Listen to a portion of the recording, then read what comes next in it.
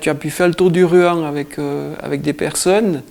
Tu as pu remarquer que c'est un tour qui est magnifique, qui se fait en général en 4 jours. C'est un tour qui est très très sportif, je dirais. Pas donné à n'importe quel marcheur. Il faut des gens qui ont l'habitude de faire des grosses étapes, des bonnes dénivelées. Par contre, c'est un tour qui est juste magnifique au niveau des paysages et puis de l'authenticité qu'on rencontre durant ces 4 jours. Il se situe entre la vallée de Chamonix et puis le Valais, et puis la vallée de Sixte fer à cheval, entre la France et la Suisse, entre le Valais et la Haute-Savoie. Il est à la frontière de ces deux pays, 2 jours en Suisse et pratiquement 2 jours en France aussi. Il faut compter environ entre 1000 à 1300 mètres dénivelé positif par jour, des étapes entre une quinzaine de kilomètres jusqu'à 19 kilomètres la plus longue, et à peu près 4800 mètres dénivelé positif pour ces 4 jours, quoi. Le Tour du Ruan, il a été inauguré pour la première fois en 1998. Ça a été un peu l'idée d'un accompagnateur à montagne français qui est plus là maintenant, Laurent Collinet, et puis de Willy Felet, qui était président de Valrando à l'époque. Valrando, c'est une association de randonneurs en Valais. Et puis là, on a une association maintenant qui dure depuis 1998, qui englobe tous les gardiens de cabanes et refuges. Et puis je suis un peu le coordinateur de ce tour. C'est quelque chose qui reste très très simple, il y a une petite cotisation chaque année, pour valoriser le tour, pour faire de la promotion, pour faire un prospectus, comme maintenant de faire un petit film. Et puis à savoir qu'on trouve tous les renseignements sur le site internet du tourduruan.com.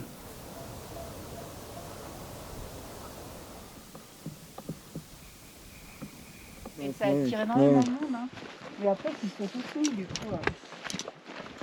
C'est pas loin de chez toi, Paloma ? Souvent, c'est pas loin. Et alors, tu pars des Mossons, tu vas en direction de l'alpage de Fenestral, où là, tu vas trouver à peu près 20 à 30 vaches de la race des Rais, quand tu passes l'été. Et il y a quelques chèvres aussi, ce paysan de Fao là, qui s'occupe de cet alpage. Après, plus loin, tu vas arriver au Plat des Marais, juste avant la montée du col de Fenestral. Une fois que tu montes au col de Fenestral, tu arrives au col, et puis à ta droite, tu vas avoir la dent de Fenestral avec une croix au sommet. Si tu te retournes, tu as tout le massif du Mont-Blanc, magnifique vue sur le massif du Mont-Blanc, puis le massif du Trier aussi. Après la descente, elle continue en direction de l'alpage des Manets, à 1800 mètres d'altitude. Et puis là, il faut vraiment faire une halte à l'alpage, parce que y a de quoi se ravitailler. Il y a une fontaine, il y a aussi des produits du terroir. À l'alpage des Manets, il faut savoir que la famille Gabiou, elle a à peu près plus de 40 ans déjà, que j'en remarque même plus, je crois, qui fabrique le fromage à l'artisanal, hein, tout au feu de bois. Et puis il vend ses pièces de fromage aussi. Donc pour faire un pique-nique, c'est idéal. Après, on continue en direction du fond de la Combe des Manets pour rejoindre le col des Manets qui sera le dernier col de la journée. Et puis sur ta droite, tu peux aller faire la variante pour aller jusqu'au Luisin, quoi. À peu près 1 heure de temps, 1h30 aller-retour depuis le col pour aller au sommet du Luisin. Et puis là, au col des Manets, de nouveau, si tu te retournes au plein sud, tu as tout le massif du Mont-Blanc et du Trier, plus les Alpes valaisannes. Et tu vois en face de toi aussi le col Fenestral que tu viens de faire. Plus bas, tu descends sur le barrage de Salanf. Tout le cirque de Salanf est juste magnifique. C'est Émile Javel qui avait pas mal écrit de livres dans la vallée, qui disait que c'était un des plus beaux sites qu'il avait connus en montagne. Et une fois arrivé à Salanf, tu peux aller... tu vas te loger à l'auberge de Salanf, où tu peux dormir et puis te restaurer.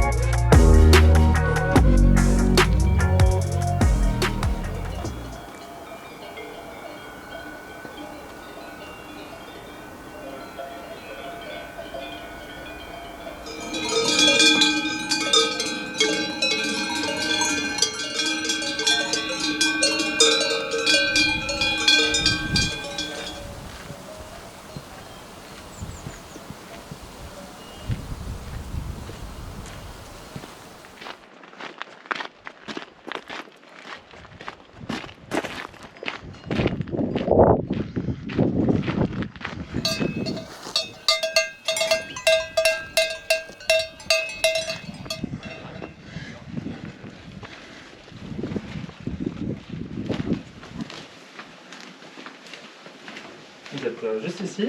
À la tienne. Ah ouais, et en juin, il y en a des morts ou pas? C'était avant les morts, ils étaient petits. C'est vraiment juste quand la neige tombe que tu vois les gens.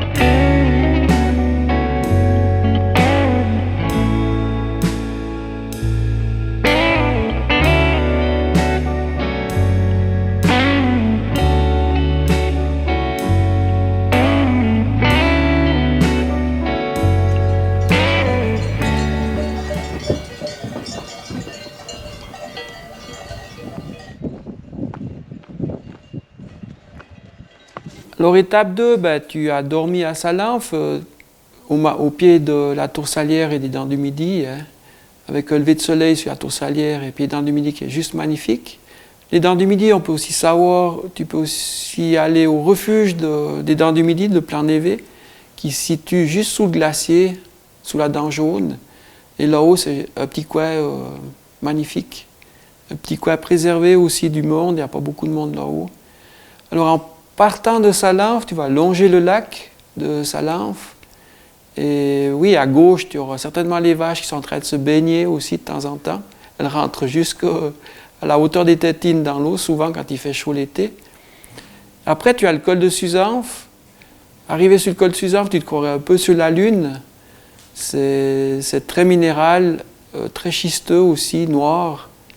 Et depuis là, tu as une variante, tu peux aller au sommet de la haute cime, à compter 2h30 aller-retour en tout cas, pour faire cette variante.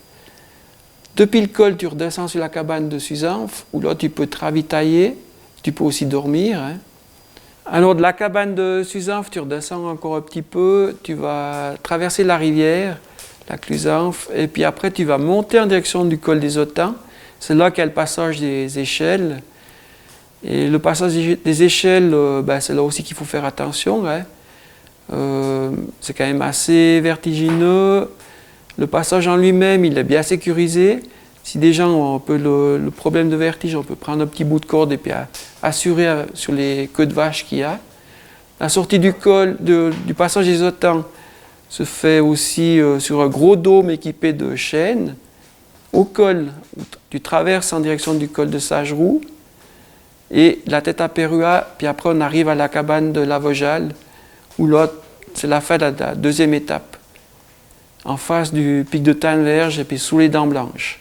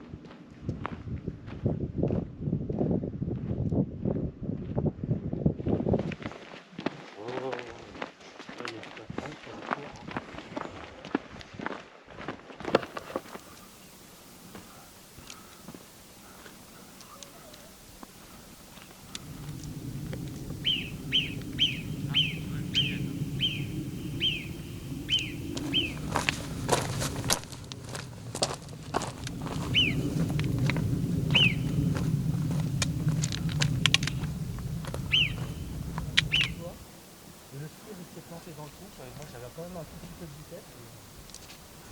Pas le temps.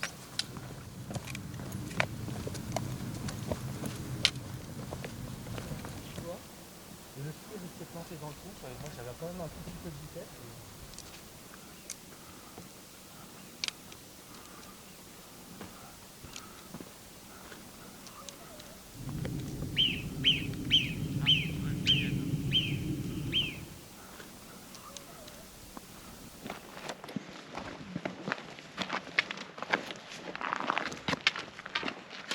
H25, la Vojale. On va bien la rejoindre.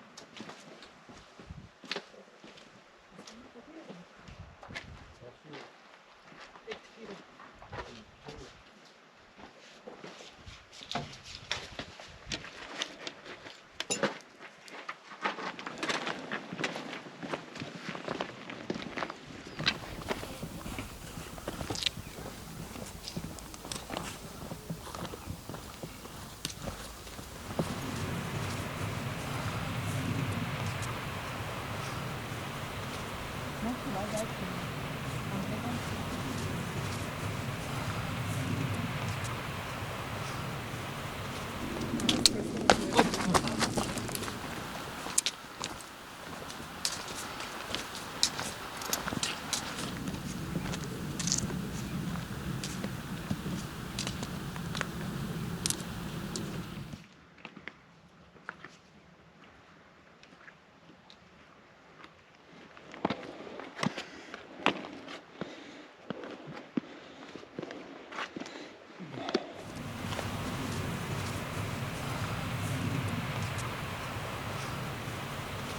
Non, tu vas là, un vrai bon.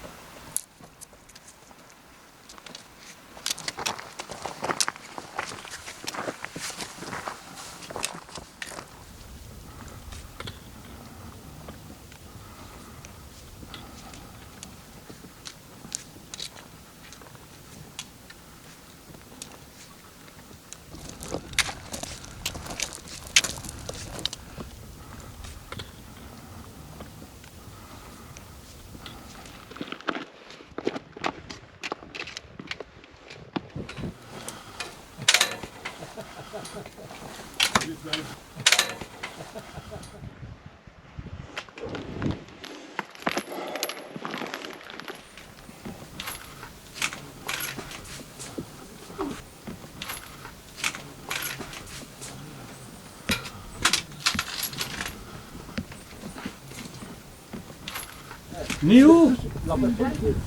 Ah, c'est une dame. On l'a vu ici. Hein.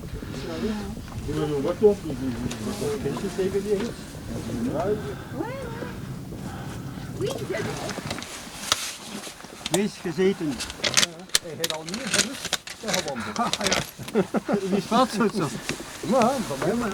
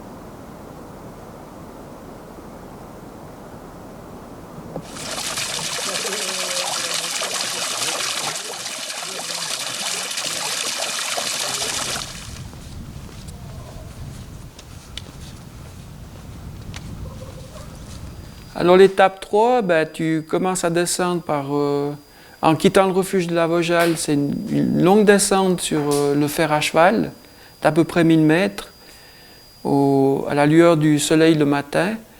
Il faut faire une petite halte pour le café à la buvette du Boré, chez Hubert et Sylvie. Et puis depuis le petit chalet du Boré, tu as 2 variantes. La principale, c'est le pas du Boré. C'est une variante directe qui descend au fer à cheval. Il y a à peu près 400 mètres dénivelé dans une paroi de rocher très bien équipée. Aussi là, si les personnes ont du vertige, c'est peut-être pas le meilleur endroit, ou alors se faire assurer qu'un petit bout de corde par quelqu'un. La deuxième variante, ben, c'est ce que vous avez fait avec le petit film. C'est le bout du monde. On rallonge un peu le parcours d'1 heure, 1 heure et demie de temps. On va vraiment tourner au fond du fer à cheval. Et depuis là-bas, la vue, elle est juste magnifique. On se croirait hors civilisation ou rien du tout, quoi, à part la nature. C'est vraiment beau. Puis après, on descend tout le long le Gifre. On est vraiment à la source du Gifre qui descend sur Sixte, fer à cheval, et puis après Samouès. Arrivé une fois au fer à cheval, ben là, on est en plein dans la réserve naturelle. Et puis après, on traverse le camping du Péli. Et puis depuis le camping, on a une longue montée dans la forêt en direction de l'alpage de commune. Moi, je vois avant, les gens, quand on était en haut, les gens cramponnaient au refuge, mettaient les crampons à peu près, le petit raidillon après le refuge. Les gens mettaient les crampons là pour aller jusqu'au Ruan. Maintenant, on va au Ruan en basket. Ah ouais, on en avait une fille hier. Ouais, c'est... Depuis l'alpage de commune, on est obligé de redescendre un tout petit peu, à peu près 250 mètres à 300 mètres dénivelé, pour arriver vers le télésiège qui part de Sixte, pour remonter en direction du refuge du Grenéron. Une magnifique montée là, depuis le télésiège jusqu'au refuge, avec la vue sur les rochers des Fises, et puis toute la vallée de Sixte fer à cheval, quoi. Et une fois arrivé au refuge du Grenéron, une bonne petite bière sur la terrasse face au Mont Blanc, et puis le buet, quoi.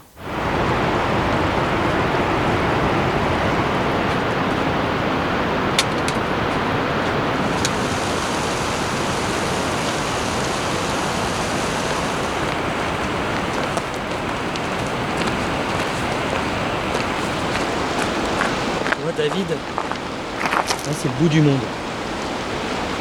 On y est.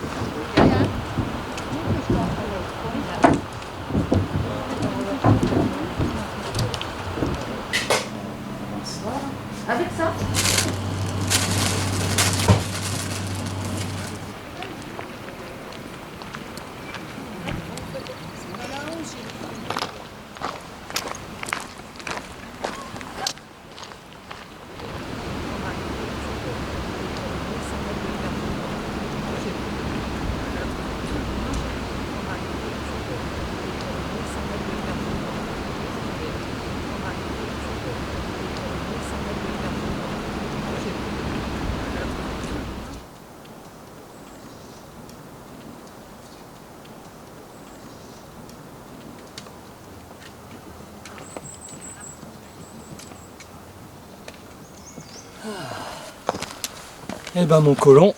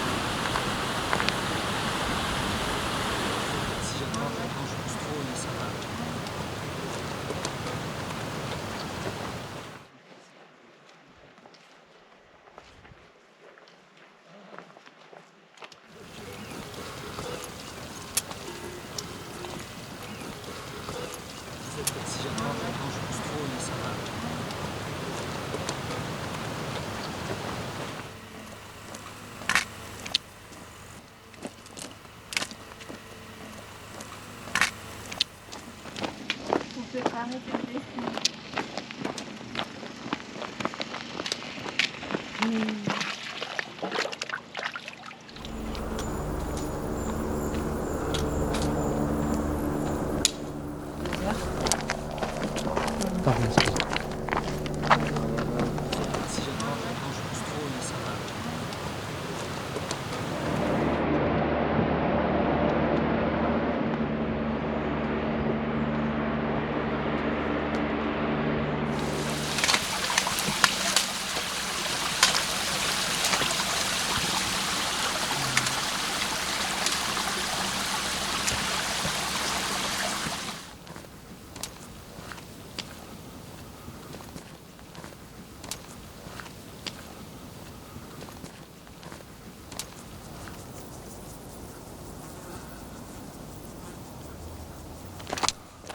T'as vu les fils derrière?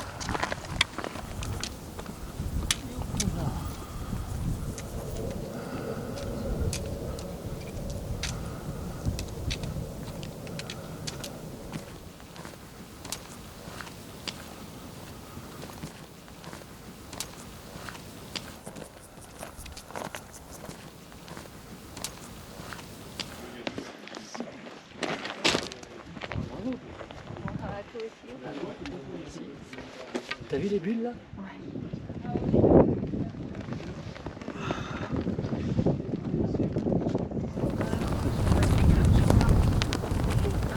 Par contre, il y a des gens qui font des cours.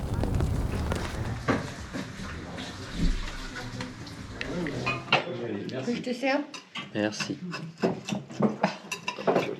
J'ai pas du bourguignon? Non, j'en sais rien. L'année dernière, mais c'était que le club.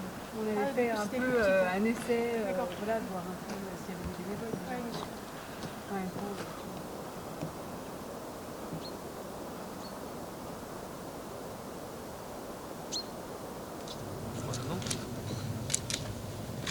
S'ils m'ont pas pour rien, ça. Alors, tu pars le matin du refuge du Grenéron avec le soleil en pleine à la figure, avec le lever de soleil, la vue sur la face ouest du Buet, qui est juste magnifique, et puis le rocher des Fises à ta droite. Alors, tu vas remonter tout le long la frette du grenier de commune. C'est une étape aussi vraiment magnifique, parce qu'on est un peu sur une crête, avec la vue des deux côtés, la vue aussi de ce que tu as fait la veille, et puis le col des Autans. On voit aussi les Dents du Midi au loin. Et puis, cette montée, elle va en direction du lac du Plan du Buet. Et c'est là que aussi, en cas de mauvais temps, c'est vraiment très difficile. Il faut vraiment un tracé GPS avec ça. Parce que c'est vraiment pomatoire en cas de brouillard, quoi. Il y a peu de marques de peinture. Tout se ressemble. C'est très minéral. Il y a une petite astuce, il y a la ligne à haute tension qui passe à côté. Il faut vraiment rester en montant sur la gauche de la ligne à haute tension pour aller en direction du cheval blanc. On passe juste sous le génépi, la tête du génépi. Et puis depuis là, depuis le lac du Plan du Buet, on peut faire la variante d'aller au sommet du Buet par l'arrêt des Èves en aller-retour, compter 2 heures depuis là. Alors une fois en direction du cheval blanc, on arrive au sommet du cheval blanc. La vue elle est magnifique sur les 2 barrages, le barrage du Vieil Émosson, puis le barrage des Mossons. Puis là, on est vraiment face aussi à la vallée du Rhône. Sur notre droite, on a tout le massif des perrons avec les aiguilles rouges. Et puis on revoit aussi tout le massif du Mont Blanc, massif du Triel, le Grand Combin, on voit jusqu'au Cervin, l'Oberland bernois. Et puis un peu plus loin, dans le Morcle, le Chavalard. Après, on entame la descente depuis le sommet du Cheval Blanc. Aussi à savoir que c'est le sommet le plus haut du Tour, à peu près à 2832 mètres d'altitude. On va redescendre à Émosson à 2000 mètres. La descente est assez soutenue, le premier bout du Cheval Blanc, mais bien équipé avec des cordes. Et puis après, on arrive au col du Vieux, puis les traces, enfin le site à empreintes de dinosaures. Et là, l'été, il y a à peu près, pendant une vingtaine de journées, des accompagnateurs en montagne ou des géologues qui vous accueillent pour vous expliquer pourquoi il y a ces traces à cette altitude, alors que c'était des ankylosaures qui marchaient sur une plage de sable au bord d'une mer, quoi. Puis là, on se retrouve à 2400 mètres d'altitude. Une fois arrivé aux traces, vous longez le lac en rive droite du Vieil Émosson pour arriver à la cabane du Vieil Émosson, où là aussi, vous pouvez vous ravitailler puis dormir aussi. Il y a un logement pour une 20 à 25 personnes. Et ensuite, on finit notre itinéraire pour arriver jusqu'à Émosson, avec le barrage d'Émosson qui est juste magnifique quand il est, surtout dans la période de randonnée où il est assez haut, le niveau d'eau est assez haut, et puis qu'on a toujours le massif du Mont Blanc en fond comme vue, quoi.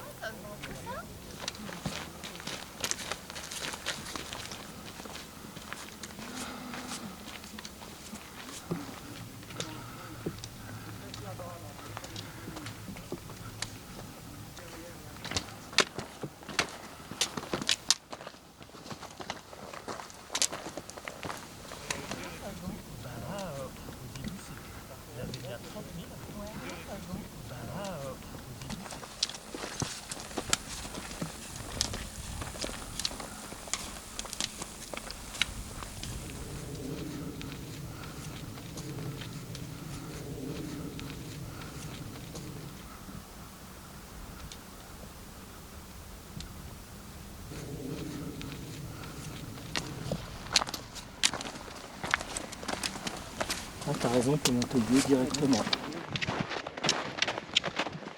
On coupera ça au montage.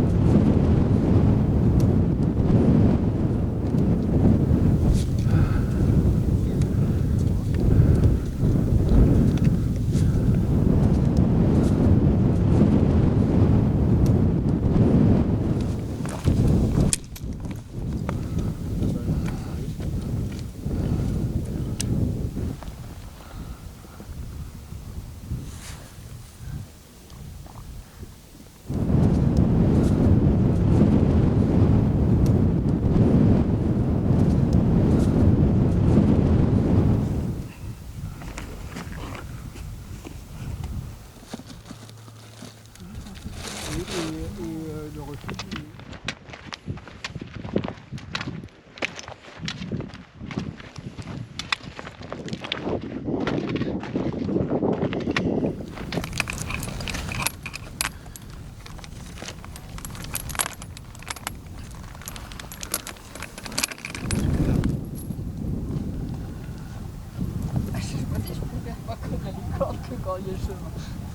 Tu préfères avec les cordes?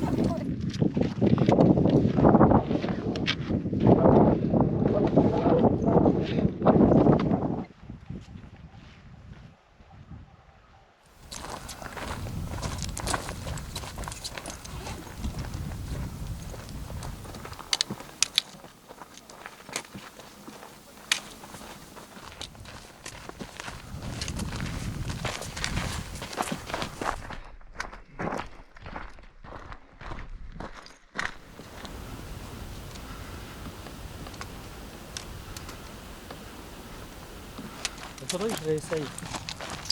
Ça m'avait un peu marqué. Ah bah non, mais si tu loues un beau vélo, je t'assure que tu vas te faire plaisir. Hein.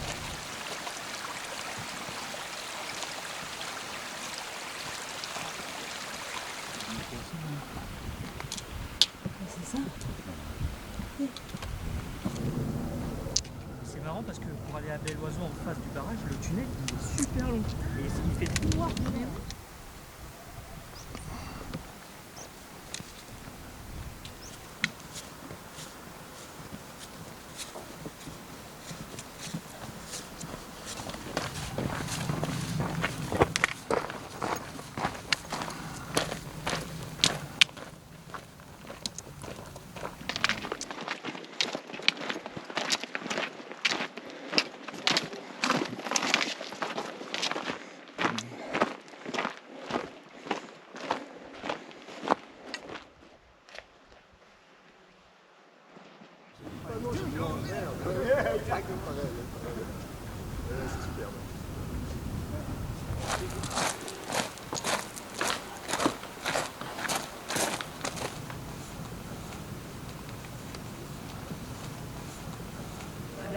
Ouais, santé à ce tour interminable.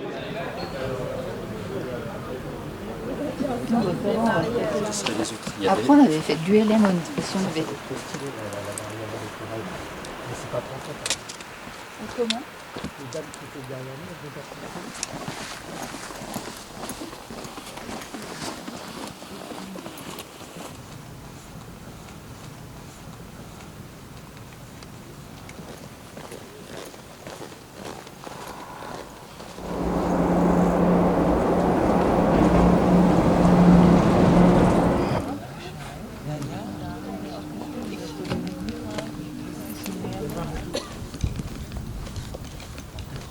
Si on croise l'allemand, on va prendre en stop.